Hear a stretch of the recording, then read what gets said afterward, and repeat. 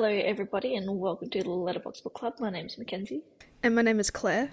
and today we will be discussing the much anticipated fantasy romantasy release of 2025 Onyx Storm by Rebecca Yarros.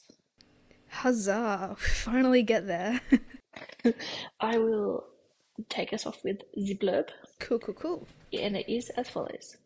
After nearly 18 months at Basgiath War College, Violet Sorrengail knows there's no more time for lessons, no more time for uncertainty, because the battle has truly begun, and with enemies closing in from outside their walls and within their ranks, it's impossible to know who to trust.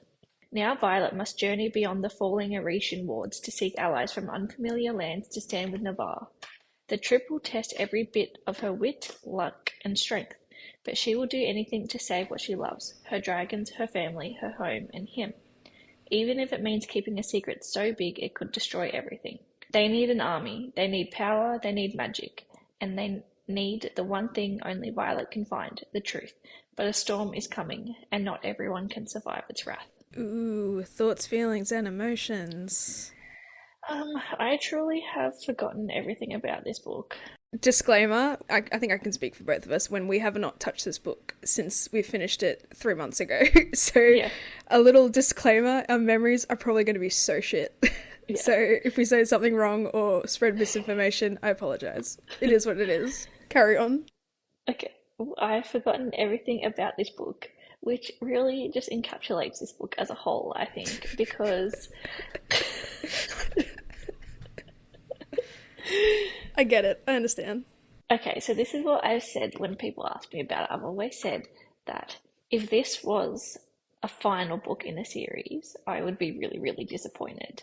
But it makes sense as a third book in a 5 book series. Right, yep, understood. But again, like, we have read so much fantasy and so much romantasy, and I hate this idea that it all comes down to like the final big battle or whatever, especially in the middle of a series. It's like, okay, well, we know that there's a bigger battle coming anyway. It kind of makes the whole rest of the book slash plot kind of not mean anything to me. Like long-winded as well. Yeah, because it's like, well, I know that none of the main characters are going to die because there's going to be 2 more books. I mean, you never know. Yeah, well, Rebecca, she might grow a bit of a spicy backbone I in don't terms of think she killing will. off characters. I think she has to kill off some characters, I'm gonna be honest. But ultimately, like, I did enjoy the book. I was just a bit disappointed that the end result is what we waited for, but also like what it came out, what, 9 months after Oh yeah, Iron Iron Flame. Flame. So, Ghost Rider? Oh my god, you're just gonna start rumors. No, not Ghost Rider, but like I would have waited 12 months for a more superior book. I swear after Iron Flame, we had a conversation, or there was discourse around the book talk space that even a couple of months after Iron Flame came out, she hadn't actually started Onyx Storm yet, or is No, that that's wrong? right. That's right. Yeah, so I feel like that's understandable why you feel that way too. So yeah, 9 months after Iron Flame, a couple months didn't start till Iron Flame was released. So that's what, 7, maybe 6 months. But again, like I'm not an author, like I don't know like their schedules or how tight and compact their deadlines are. So it could be normal, but I'll never know. But yeah, it's a shame that like you feel that way. What about you? Yeah, my thoughts, feelings, and emotions. Other than the big sort of plot twisty moments, yeah, I didn't think it was like that memorable. There was some, I enjoyed the adventurous aspect to it, where Violet and Co were bouncing around, but then everything about that just became a bit too repetitive, and the same sort of structure, like meeting with the leaders, everyone had to like do a test, or at least there was a representative to do a test, and it became a thing for every single Isle visit, and I'm just like, surely the uniqueness of it was slipping away. Um, And I was just also kind of getting over, sorry to interrupt, like each no, all good. island just kind of just being like, nah, we can't help you. And it's like, okay. Like, I understand there has to be some sort of struggle, but yeah, when every Isle is denying you, but I guess that just shows how selfish Navarre kind of is, because they kind of protect themselves, like, politically and socially, and they keep to themselves, more so just wanting to protect their dragons, because there's that little superiority complex where dragons are the most powerful beings, or I guess aside from Venom now, but so they want to keep that preciousness to themselves, and they only want to keep to themselves, so understandable, but yeah, there seemed to be no wiggle room. And as I was thinking, like, I feel like Rebecca kind of wrote herself into a bit of a hole with some things. Again, just like with Navarre's suit, I suppose that's the point. They're supposed to be super selfish with everything I just said. And then with Violet and Xaden being, like, a literal power couple, but suddenly they're getting nerfed because Venom now are becoming just as OP than them, so it's kind of like trying to balance that out is a little tricky. And as I was going to say before, the convoluted first 12 chapters and the Llewellyn discourse was always just so funny. At that point, just don't have a city and a character named the same. I feel like that's stock standard. I did enjoy Endana's journey trying to find her family. A shame that they kind of represent the more peaceful sort of type. But I guess, I think ultimately, yeah, it's all about balance. So really, it makes sense. But yeah, and then other than the big plot twist, like, it doesn't feel as memorable. Honestly, like, I'm struggling to remember anything actually, memorable about it. I also think, like, the Andana's family, like, wanting nothing to do with her was, like, a bit, like, it wasn't shocking. It was more just like, well, like, you're this, like, superior breed, and you hold the balance or whatever, like, you're so OP, and you want nothing to do with this adolescent and then get angry at her for things. And it's like, well, she had no one to guide her. Like, I don't know, it just felt really... It just came across as really, like, naive and just downright silly from, her familial breed of dragons. Because she was all about, I think she was meant to hatch, like, far later when humans became more peaceful. And so she, I don't know, by some sort of divine happening, she hatched around the same time, Violet was entering her initiation and everything. Yeah, it just seems so, just out of sorts with that. Yeah, just something that I really just can't wrap my head around. It's like, and they were angry at her because she's becoming a war dragon, and that's, obviously not what they want from her. But given the socio-political landscape, like, she had no choice. And again, as you said, like, she had no guidance at all whatsoever. So their judgment of her seems completely unfair. Exactly. And then she became, like, distraught and upset the entire time, and it just breaks my heart seeing Endana upset. I know. She's just all like, I want to find my family, and the family's like, fuck you. They just disown her. And I think also it's like a similar parallel to Violet, because I forget, Endana can't fully fly or fly for long periods of time.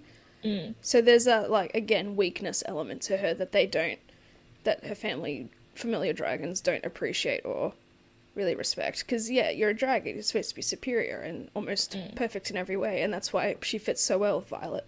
Yeah, that was interesting, but didn't work out. Or I suppose it does work out in the end. I forget what power she holds now, Endana, or at least... Endana. It's either, me too. It's either, like, raw power, or it can't just be stopping time again. No, it's not, because she could only use that once. Which, I forget why. Is it because she was a yellow dragon? Feathertail? I wish I could tell you. Hang on, let me... I feel like that sounds familiar. Or is it that she's just able to camouflage and change her colours? Also, just quietly, like, there's such a huge ensemble cast of characters, and I just think there's too many. Like, my... call me brain-rotted or whatever, but there's just too many to keep up with. She could only use her time-stopping power once because of a combination of her juvenile status and the immense magical costs of the ability. Using the power visibly drains Endana.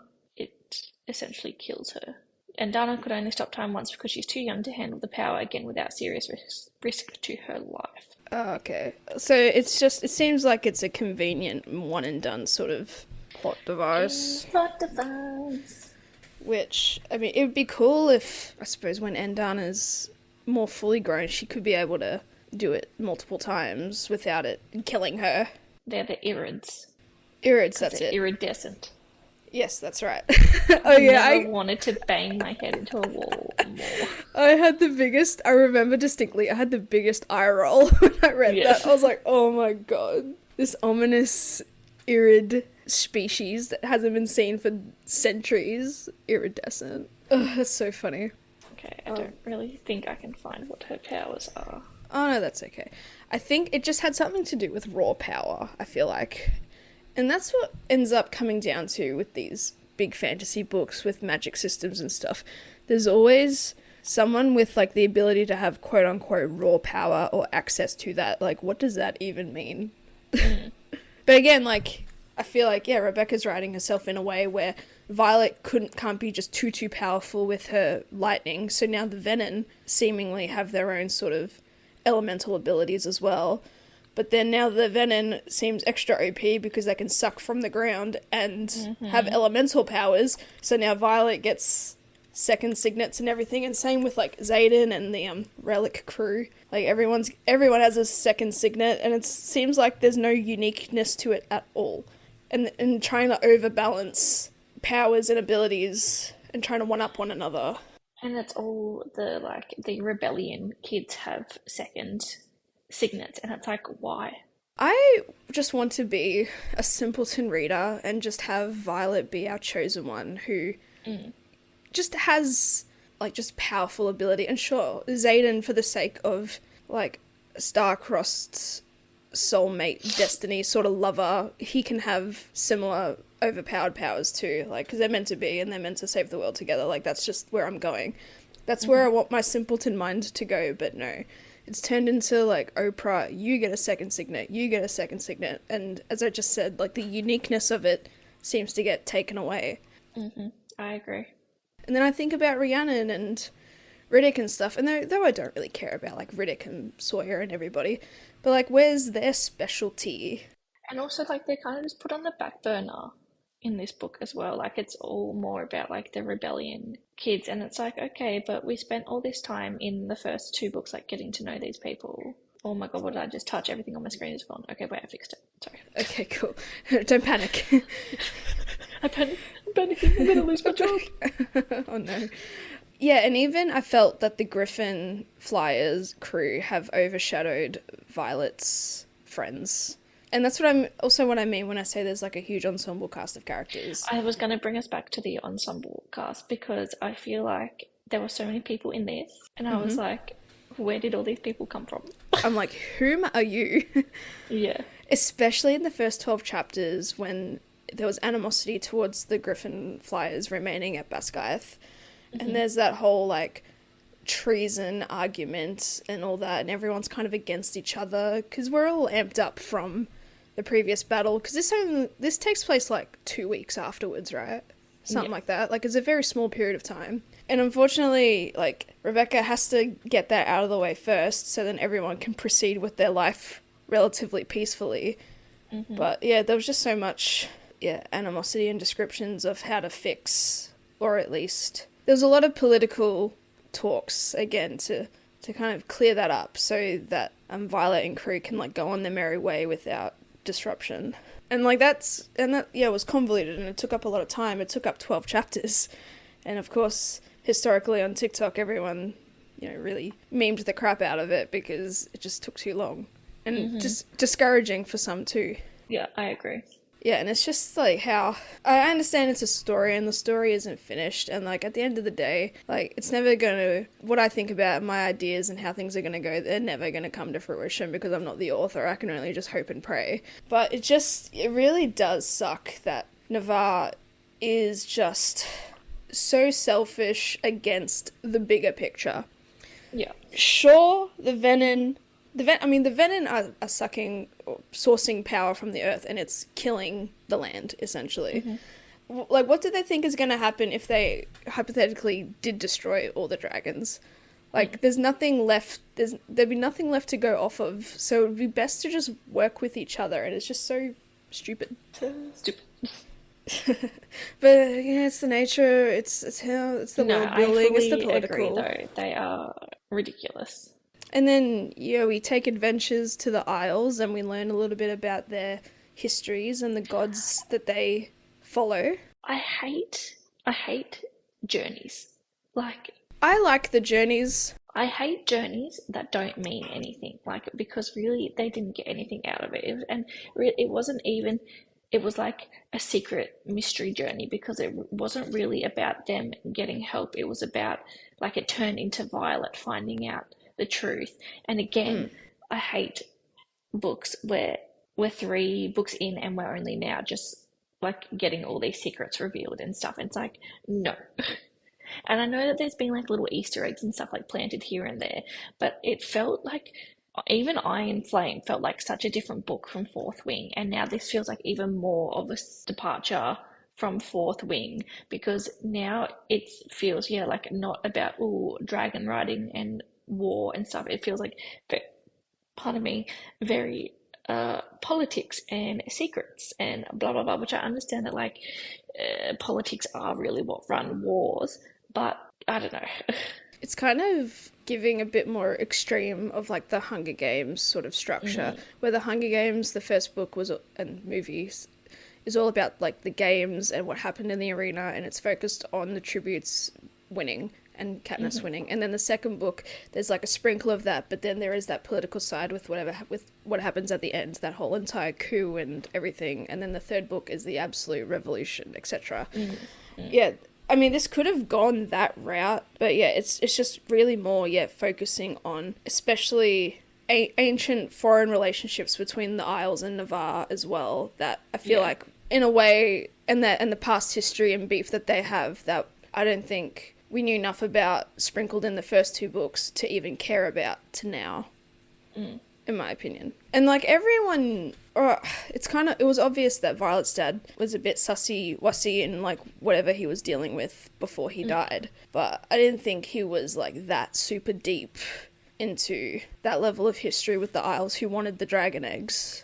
Yeah, and then I knew that the gods and stuff kind of had to come into it at some point-ish, but again, bringing them in at this level, just it's giving what happened to the original plot of the movie. I feel like it's more affiliation coded than an actual. But now it's all like, oh, we dedicated you to the gods, but it didn't end up. And it's like, what is this dedication and stuff? Right. Like, where did this come from? Like, why haven't we spoken about? Like, I feel like it would have made more sense if, like, in the first couple of books or whatever, they like even like offhandedly said like, oh, I know that name, like they were friends with like my parents and they dedicated their children or whatever, blah blah blah. Like, if we'd gotten some clues as to what this means, or like kind of an introduction to this idea. Yeah, in terms of the dedication process, sure, but yeah, throughout the first 2 books, for sure, they were always kind of offhandedly talking about the gods, like they'd pray to Malik, and at the end of every day when they go through the death count, it's always, may your souls be condemned to Malik or whatever. So obviously, the religious sort of aspect has always been there, but in terms of a full-on dedication, it just seemed a bit extreme. Well, now that you brought I'm just in a little goofy mood. That's okay. I know, I keep seeing the, like, hello, princess TikToks, and, like, that stupid accent. Princess. Yeah, like the Discord person and their fucking kitten. Like, I've been getting that a lot lately. And, like, sometimes you just have to say it out loud. Yeah. And as you were saying, like, the dedication turns out to be such an important, pivotal thing.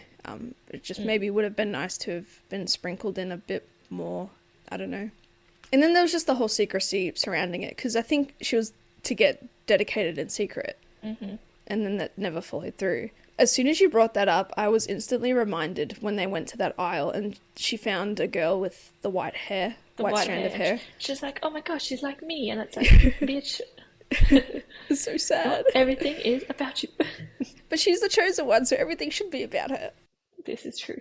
But yeah, I didn't mind how every isle and every nation has an affiliation with the god, because it gives them something to believe in and it represents their, like, natures and everything, kind of like an astrology sign. And it just makes sense, because Navarre is dedicated, well, probably not dedicated, but they believe more so in Malik because of the nature of their wartime warriors, and they often die and they respect death in that regard. And then everybody else, like, I can't remember any of the gods on the top of my head, but there's, you know, the god of luck. There's, like, the god of... what was it? I know the one like everyone thinks like Rhiannon, Dune. Dune, There's something yep. with Dune, yeah. And then Amara is, like, the entire continent, I think. And then the is Amara peace? I don't know, there's something. But I did like that, like, god affiliation and what they believe in. But as I was saying, as they were bouncing around the aisles and participating in these little god tests or morality tests, it just came too repetitive and very, like, uninteresting almost. And then there was really no sense of danger because they were either going to succeed and then be told no, fuck off. Going back to the ensemble, I will stand on this that I'm 87% sure that we have not met like a lot of these people before. Like the person that like comes with Kat or whatever, or like, and then someone, that guy that comes because like of Mira, Oh no, it's Kat's brother, I think. Oh, I remember this distinctly because I messaged you because you were ahead of me or you'd finished the book. And there's a distinct adventure squad that goes out and bounces around. And I'm pretty sure there was a chapter where it was explained. It was like, it's Xaden, it's Violet, it's Kat, it's, I think, Mira as well, and then a couple of Griffin flyers. And then, like, several pages later, it's like, oh, and then this guy is with the group. And I'm thinking, wait, I'm sure he wasn't with them for the entire time. Like, what's going on?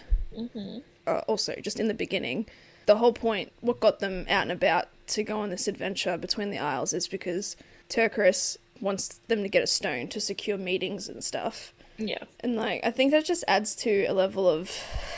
I don't know, it just seems like fluff. It's like, get to the point, there's a bigger picture, and it needs to be solved. And everyone, is keeping secrets, and it's just very frustrating.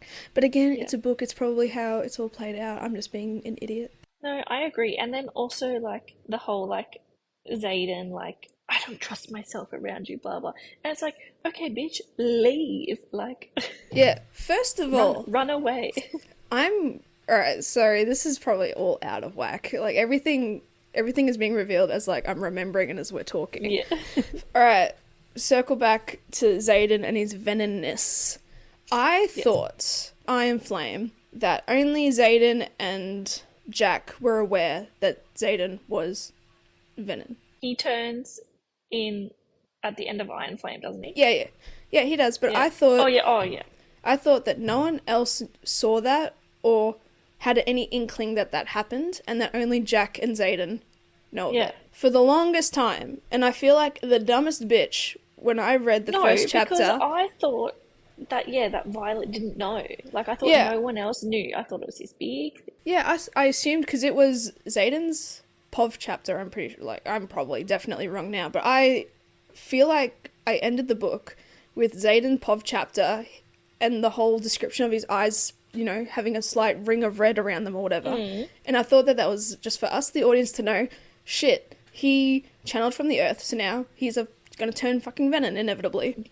Yeah, I thought it was a big ass secret, but no, in the fucking prologue chapter, everybody and their fucking mother knows that he's a venom, and I just got so confused, and I've just felt like an idiot. Yeah, and then I also didn't realise that it was a, like, oh, you need to, like, channel this stuff, like, multiple times for it to, like... Yeah, every time it chips away at your soul. Yeah, and it's like, is this the way it works, or did we need some plot device? Do we need some survivability for Xaden and his relationship with Violet? Yeah.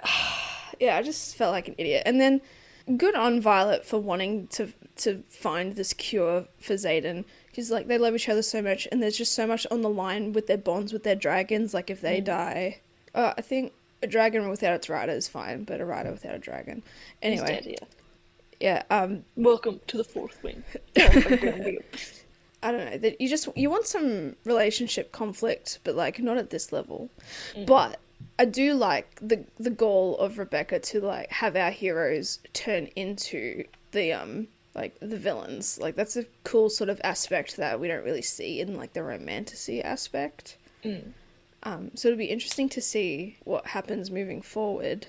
Or is it just going to be a thing where Venom are just going to be, like, equivalent to like a different sort of race that they're going to be able to cohabit together one day. Like, I would really love if, in the end, there's an even bigger, badder power, and the venom and the normal people, the venom and the non-venom have to work together.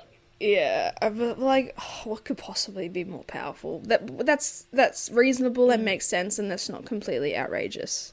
But Or I'm wondering, like, if there's something with this, like, every, like, non-venom, like, there's a venom, like, counterpart, like, the balance. Like, what's going on there?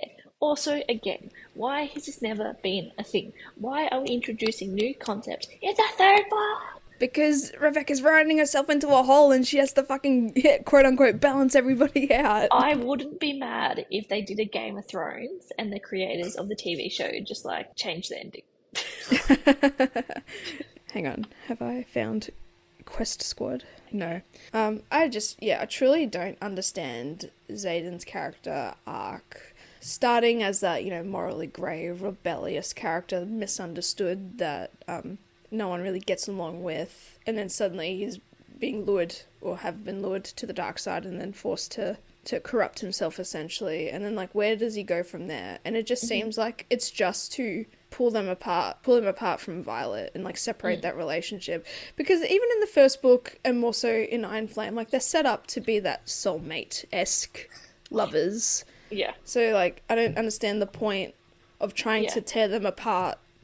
I know, and everyone's saying that, like, oh, like, it's gonna be, like, enemies to lovers, or they're not gonna end up, like, he's the Kale or whatever, like, the first love, and there's gonna be a different one. I'm like, I'd rather them just be together, because they seem, like, drawn together, and then, like, I don't know, I feel like it would just be such a punch in the face to the fans if they ended up not together. Also, I, like, this is another one of those series where, like, I see all the theories online and stuff, and, like, the audience coming up with better ideas. Like, Oh, yeah. it's like, let's crowdfund.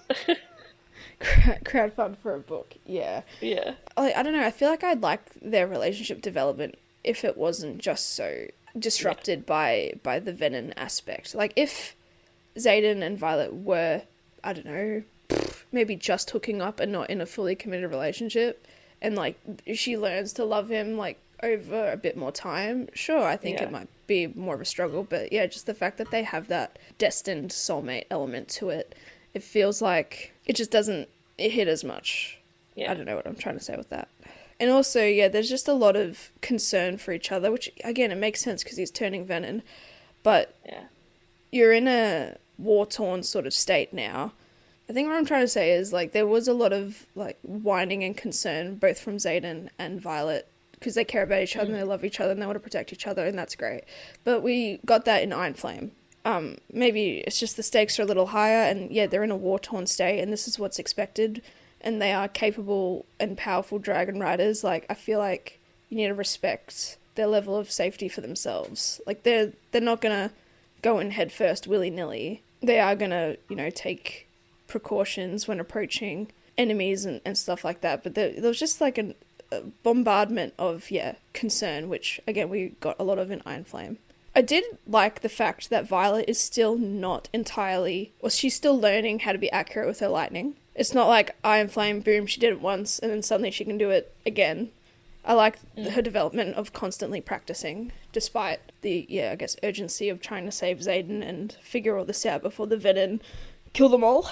Another moment that really grinded my gears was when I think they went to the first isle, or they went to retrieve that stone, and I forget who it was. It was one of the princes. What's his name? Holden? The brother to Eric? Oh, yeah. He just outright fucked the mission over and made life awful. I forget what he did. I think he tried to steal something that was quote-unquote rightfully belonged to his kingdom, and then fucked everything over. I just felt that was just unnecessary political drama, because when we first met him, he was just bad-mouthing, loud, arrogant, kind of still probably has eyes for Violet in a way, or not letting go of their past hookup. Also, how OP is it that Eric is he Oh, sees the yeah. outcome of things or whatever. Like he sees Yeah. the future somewhat. Yeah. It's not fully explained, but But that's he only knows. one signet, though. That's Yeah. his one. So that's Yeah. fine. I'm happy with that. Because then you gotta remember, like, magic and signets, yeah, they come from dragons, and special powers can be, like, a generational thing. Like, there's not a million prophet magic wielders who can see Yeah. the future. So, in that sort of generational cycle, that makes sense. Yeah, I'm happy with that. I forget where I was going with that. But I liked that, and I'm happy for him. Because, yeah, he was a little kind of, like, shady or a little precautious. Did I say precautious? He was cautious. You did say precautious. Damn, I don't know what I'm saying. A new word, ladies and gentlemen. I did also just enjoy Xaden's struggles for trying to resist channeling the earth. It was great. Poor guy. He's just trying to... What was he doing? Was he counting down the days? Yeah, he was counting down the days that he hadn't channeled. And if he got to a certain number of days, then it'd be fine. Yeah. Yeah, delayed, like, the initiation process. Yeah, that's right. I love that. That's excellent motivation. Excellent character struggles. And I loved, any moment of temptation.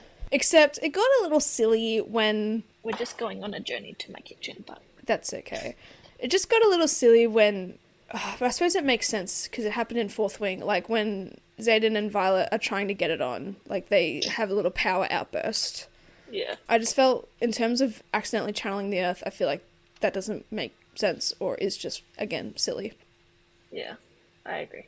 And then that just impacted... Like, I don't care how physical, like, they are with each other, but just the fact that he can channel inadvertently in that moment just seems, silly. Yeah, by, like, touching wood or whatever. Oh, yeah, conducting and everything. But also, I enjoyed the times where he kind of semi-relapsed as well. Like, he has those moments and he is aware of how careful he has to be. Alright, another, I guess, major element to this book was that we meet Xaden's mother on an isle. I thought she was dead. Yeah, I think it was a brave assumption. Yeah. I don't know how to say it. Hedotis, Isle of... Hedian or whatever, and it's like wisdom. Yeah. And there's that whole fucking test when they're eating the fucking food, and it's like, they're all trying to, like, be sanctimonious and fucking arrogant morality bullshit, all in the name of being wise. It was just so stupid and unnecessary, and it was high tensions because Xaden's mother's involved, and she has 2 other kids, and she essentially abandoned him, and it was just, I don't know. So now everyone feels a little sad for Xaden, because he's just getting kicked while he's down. Yeah. First the venom, now his mother abandoned him. And then, there's a poisoning incident, but Violet and Co managed to find out about it and turn it around, so they essentially kill a bunch of the people from the fucking Isle of Wisdom. I don't think that's very wise, ultimately, but, I don't know. And then there was a very dramatic moment where Riddick gets stabbed, and I think Book Talk kind of all had a little heart attack, but I personally don't care. You look like you have thoughts. I just need to check. Also, I really also enjoyed that when they were out and about, that they had limited access to their powers. Yeah. It's like if we can't use technology for weeks and days. I like that. And I think it was a little bit painful for the dragons too, if I'm not mistaken. Or there was some sort of effect on them as well. They couldn't... Talk to each other, that's it. Yeah, talk to each other. See, everything is slightly coming back. I think Riddick did get stabbed. Yeah, he did get stabbed. Yeah, in the kitchen. There was a whole thing. Everyone's like, the kitchen scene. Or it was the cook or something. Yeah, but, like, I think it was handy that he was protected by his black jacket. Yeah, you're gonna have to spit it out for me, Kenzie. I'm sorry. Venom bleed black. Oh, okay. Alright, you have a Riddick theory. Alright, please elaborate. When do you think he turned Venom? I think he didn't mean to. And then at the end, in that moment, and then, because he had to figure out a way he didn't see a way of winning, like then. Like, everyone was being poisoned, etc., blah, blah. And then, I think at the end, it was, like, again, it was a big battle and he was trying to like, he couldn't save everyone. Right. Because it was a big thing for him, I think, as well. Like, he really wanted to be a part of the quest squad and he really wanted to be a part of protecting Violet. Same with Bodhi and Garrett to a degree. Like, all these people just want to protect her. And that's just another aspect of romantasy and fantasy books that has been overdone, is it's, for the most part, always the male love interest's friends or posse. They become overly obsessed with protecting their lover. Or their friend's lover. And in this case is Violet. In ACOTAR, it was the Night Court with Feyre. In fucking From Blood and Ash, it's Castile's posse wanting to protect Poppy. I did like the way, though, that, like, it was framed. Like, he said, he's like, well, everyone's looking out for, like, Xaden. Like, who's looking out for you? And I was like, well, that's sweet. Yeah, my point still stands, though. Yeah. But, yeah, I agree. Yeah, he just wants to be involved. So yeah, that was a whole thing. Xaden, we get to see Xaden's, I guess, other family. I wouldn't be surprised if he just wanted nothing to do with them ever again. I mean, like, how do you come back from that, like, as a parent? I feel like no justification. Especially now that she's, like, essentially a queen of a new isle, or she plays a big role in being that isle. Yeah, there has to be, like, some sort of bigger meaning, but... if there is, I forget why. I just didn't write it down. So I also forget, but like I feel like if there was something big, I would have remembered. And then they bounce around to this isle that believes in luck, and there's another fucking test where everyone gets a gift, and everyone is everyone is so enamored by this fucking cat that somebody gets broccoli as a gift. Yeah, I don't fucking care about the cat. Like, what a stupid introduction that's inevitable. I remember reading, like, on TikTok, and it was like a non-spoiler thing. It was like, what happened to broccoli? And I was like, what is happening? Yeah. I don't care about broccoli. I think it was Traeger? He was Kat's friend or something, and he died. I was like, and hallelujah, because I have no idea who the fuck he was for the majority of the book. Same. Riddick got something as well, which I forget, and Violet is gifted a compass, which obviously has a bigger significant meaning, but I just don't remember why. A broken compass, it's giving Jack Sparrow. Yeah. But all in all, they managed to secure an alliance with this isle, which is all well and good in the battle against the Venom. And then, they find an unmarked isle, and that's where they run into the Irids, who are just camouflaged and waiting and watching them the entire time. Yeah. Oh, yeah, and Dano is known as, like, a Criterion, so that's very important for her as her own special chosen one sort of destiny. What? Am I wrong? No. And Dano is just a dragon parallel to Violet, really. Like, she's going to overcome, and they're going to be pinnacle together, and that's what makes them so powerful, which is great. And yeah, they initially don't accept her because Violet is unable to fully mount her. Ugh, yikes. And then there was a test within that sort of meeting for Violet. And they recognized that Xaden was a Venom sort of straight away, and they were discouraged from further interaction. They're like, dark one. It's like an abomination. Yeah, they're freaking out. Alright, back to the, another big point. How do you feel about Violet being a Dreamwalker as her second signet? Do you think it was sprinkled in enough? Did you see it coming? Yes, that was one thing that I was like, oh, well, she has to have something with, dreams. I don't think it was elaborated on enough, but obviously, I'm glad it was, set up like this, because obviously that's going to be a big thing of how, she gets to Xaden in the next one. I'm hoping we don't get, any weird dream sex, in From Blood and Ash. Imagine. Because, that just doesn't make sense to me. Anyway, but yeah, I think we all saw it coming in some way. I'm still wondering about the Liam thing. When she saw Liam, when she was being interrogated. Could she just be hallucinating? That's an extension of a dream? Yeah. Oh, true. Yeah. I'll pay that, yeah. You'll give it to her. Yeah. It's a very loose extension of a dream. Yes. A hallucination. It's under the umbrella. Yes. Yeah, that's funny. It's something in our mind, I guess. Maybe it was just also to keep the Liam character alive for the fans, I guess, because listen, look, and like he was always protecting her, so like I guess it was just like, but he didn't need to anyway. A manifestation of her like not only guilt but also like, okay, well, no one else is here to protect me, so I'm going to. She's a fucking dragon rider, and she's able to protect herself. I will die on this hill. Happening. Let fucking women be strong in fantasy books without having so many fucking bodyguards. That's really why I'm annoyed about like the Liam death, because that's what makes me not care, because it was inevitable. It's always going to happen. And it's always going to be something that Violet is going to feel guilted by, especially now that Sloane is a real big part of her group, and it's always going to be a reminder of Liam. How do we feel about Sloane and the you shouldn't have this much power Dane situation? Do we just think that Dane is like super powerful, or is he also channeling? Sorry, I'm making weird noises now. That's okay. I don't know. Again, everyone has their secrets. Could it just be that Sloane, because Sloane can siphon energy. Siphon it doesn't necessarily enhance it. She's able to kind of use it through them. Yeah. Or is it an amplifying thing? No, she siphons their power to use. Okay, cool. Maybe she's just unaware. Like, I would assume she's just unaware how powerful.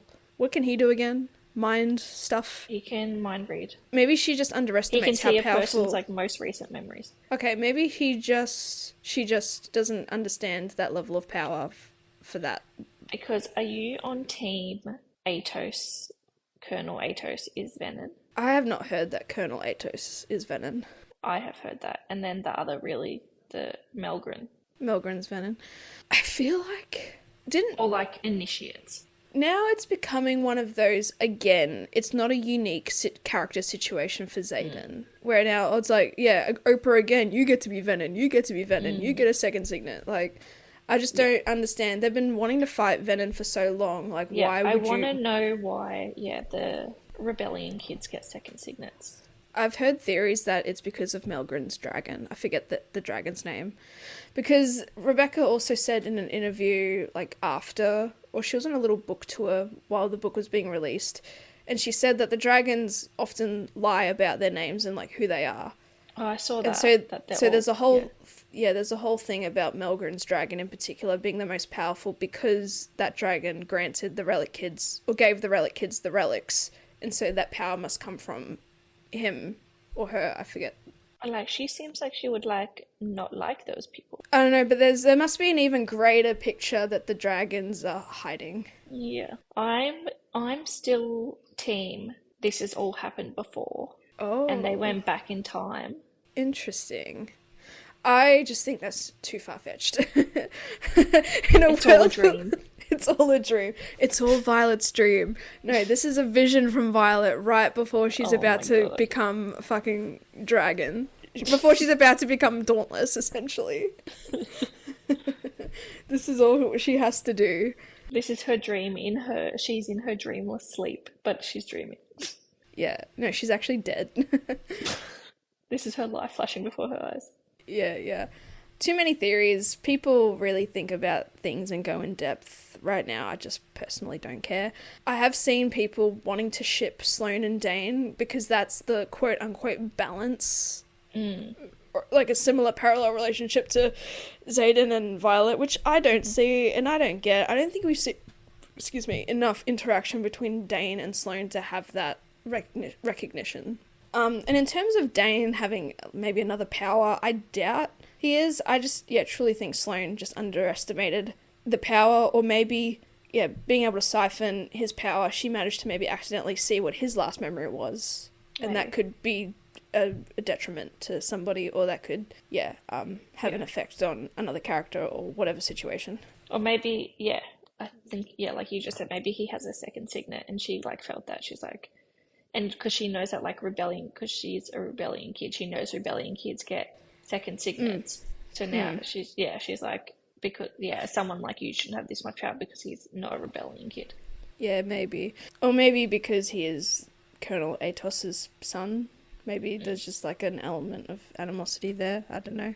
And yeah, throughout the book we have the Venin, I forget her name, or I can't pronounce her name. Theophany. Yep. Bouncing around trying to intimidate. Audiobook. Okay. And audiobooks are correct. Indeed. Absolutely. She's bouncing around, meeting Violet at inopportune times, and they have their tussles.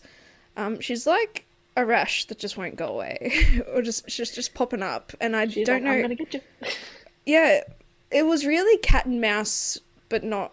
And like Theophany is so powerful. It's like Theophany could take her. Like, just do it. Just kidnap her. Hurry up.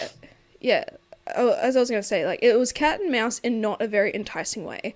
It's giving like, I know something you don't, and then yeah, she just pops up, and yeah, she's just as powerful. Storm wielder, lightning wielder, or whatever. Storm, yeah. And she had a tussle with Lilith back in the day, and there's the whole thing of Lilith being pregnant at the time with Violet while they've been fighting. So like the Venin issue has been ongoing for a very, very long time. So it just strikes me as being frustrated with how something or an issue like that hasn't been able to be contained at all for like 20 plus years. Agreed. And I don't understand it anymore. Alright, major ending. Oh, also Quinn dies. I don't care. Oh yeah.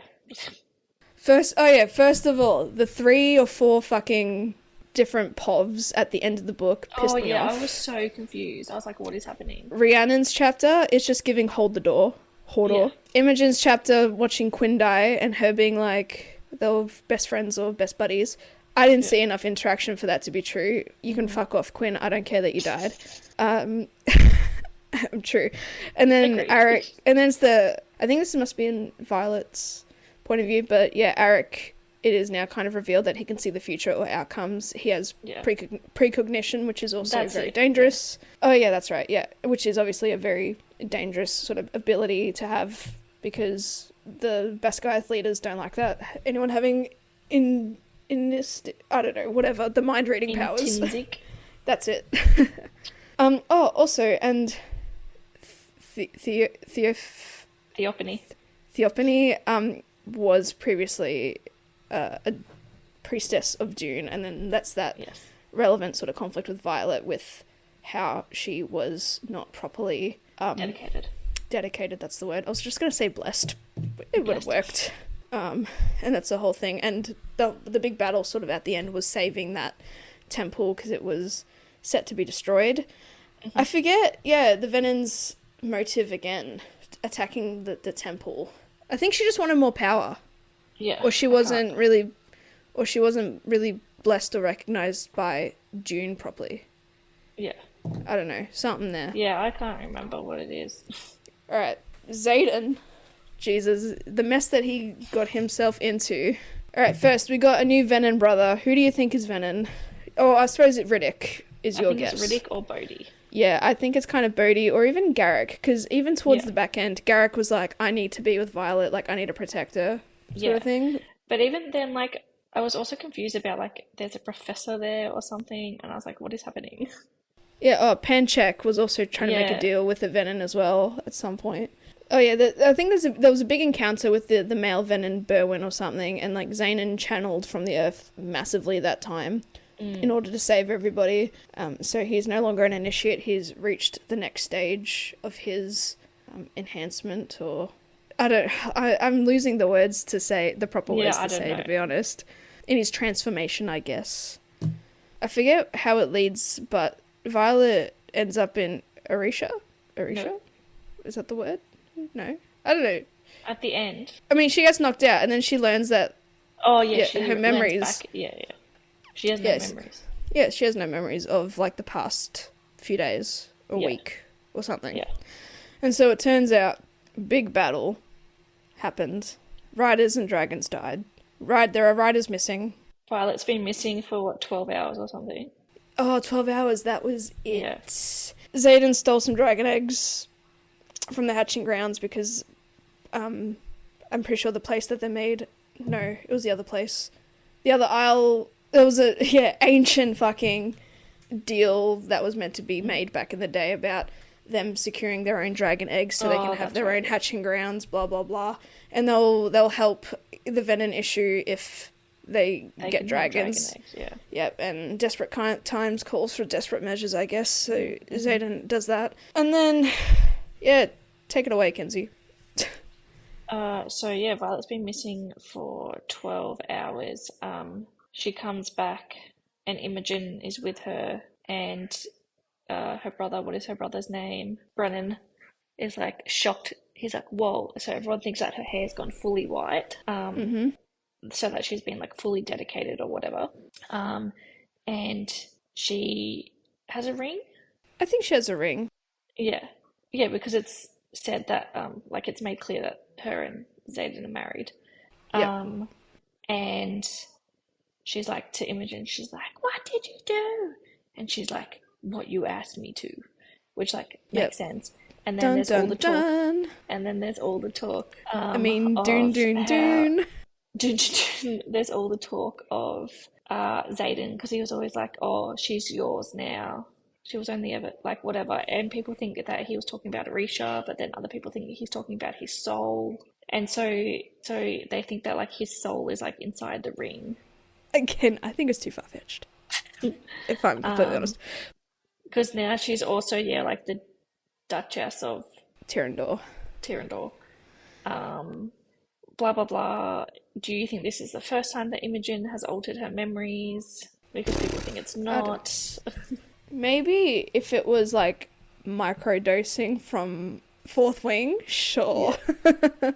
Maybe. But to that sort of extent, feel like it would be noticeable in another book, potentially. Because not often do we see Violet being confused about an event and everyone's like, oh, don't you remember?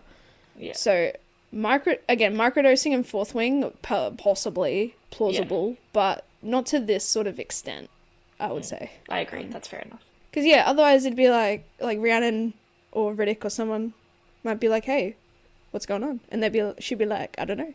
You tell me. And then it'd be weird, like, why don't you remember what happened 5 minutes ago or 20 minutes ago? It's like, huh. Yeah.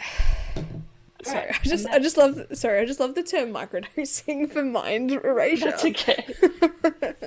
God, I just think I'm funny sometimes. That brings us to the end of the book. No, I kind of still have a little thought. Like, Can I say some bullshit? I kind of wished Xaden just wasn't like a prince or a king. Like, I don't know.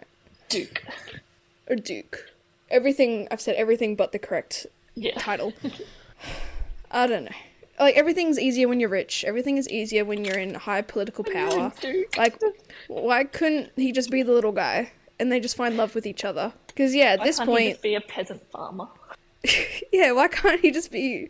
why can't he just be a humble revolutionist kid? Like... And so that means that Violet clearly has a type for princes and dukes. Well, Dane was a civilian. Dane's a civilian, but, like, a high-profile civilian. True. Like, why couldn't she just fall in love with a scribe? I know they don't cross paths super often, but why couldn't it be that? I don't know. I just don't believe the soul thing. Again, I don't, it's not really believable. Because he never really wanted But the dragons are believable.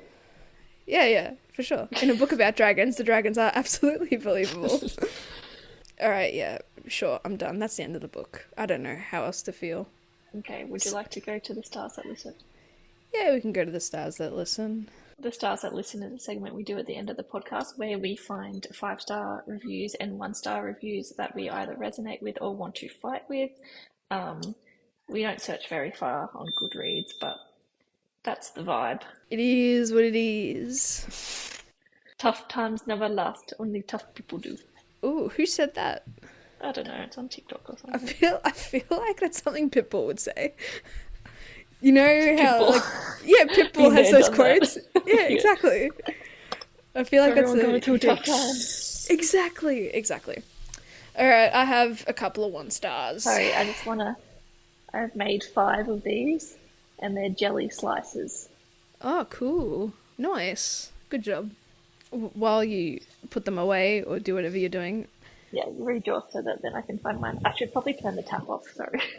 So this is just a couple of 1 stars. Like, it's not that deep or serious. This person said it is so bad. I want to give you a 0, but that's not possible. So I give you a 1, which is a constant comment that we see throughout all these books. Sorry, I was gonna say, imagine if you were like, it's not that serious, and the person's like, this book made me kill myself, or something like that. Well, yeah, something extreme. Yeah, no. And another 1 star is awful book. It's like she lost the plot and didn't know how to finish. So boring. I couldn't read the full book. Fair enough, homie. I feel you, home skillet. You know what? I'll read another one that's a paragraph because this is kind of valid. What a disappointment. I am forcing myself to finish this. Here's the problem. After waiting for so long for its release, she falls to recap the previous information, so I really can't remember what is what. Mm-hmm. All these names she's throwing around us as if I remember who they are and what they did. This book starts as if it's the next chapter from Iron Flame. I was so lost for more than half the book. I only keep reading, as frustrating as it is, because I am hoping it'll eventually make sense. How can editors, publishers not flag this as a problem? Shocking. Valid. Absolutely valid. And yeah, as we call back to the constant ensemble cast, like, there's so many people. Just kill them.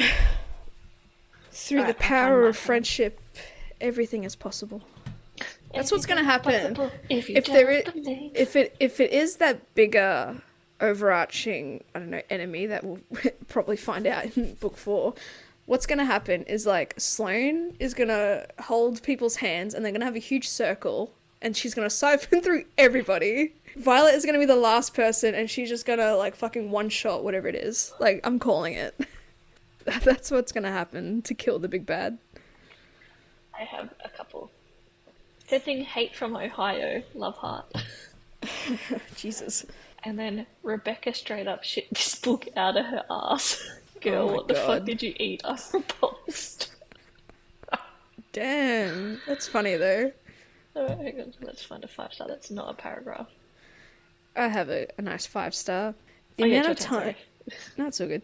The amount of times my heart. Oh my god. The amount of times my heart stopped during this book. I loved every part of it, while also screaming with anger and pain. With how quickly I went through this book, I know I will have to do a reread, but I also knew I need time to process everything that has happened, currently in search of an emotional support group. Again, it's not that deep, but go find your help. I have every other book I read after this one will be trash because they aren't this one. Do with that information what you will. I'd like a Zaid and Ryerson tattooed on my forehead. See, that's how I felt after Fourth Wing. But at this far, like, I'm slowly being disinterested, but I will keep up with it and finish it because I just want to know how it ends now. It's just a spite finishing. Yeah, I don't know. I think it comes down to, again, me just wanting to be a simple reader again and not have to deal with such complex things, I guess, in books. But again, that's just a me preference. Anyway, I guess that concludes this episode of Letterboxd Book Club. Thank you all for listening. Apologies if it's a bit out of order and, you know, we're just word vomiting whatever comes to mind. Again, we haven't touched this book in 3 months. Yeah. I was going to say also, I don't know, this will probably be our first release, but welcome back, everybody. Yeah, sure. Yeehaw. I'm back and better than ever. This time we're sponsored. No, we're not. Yeah, Kenzie, speak your fucking truth. You tell them. We will be sponsored. Anyway, I don't know what's out next week. Whatever's out will be out. Take care out there. Stay safe out there. Don't be serial killed. Bye.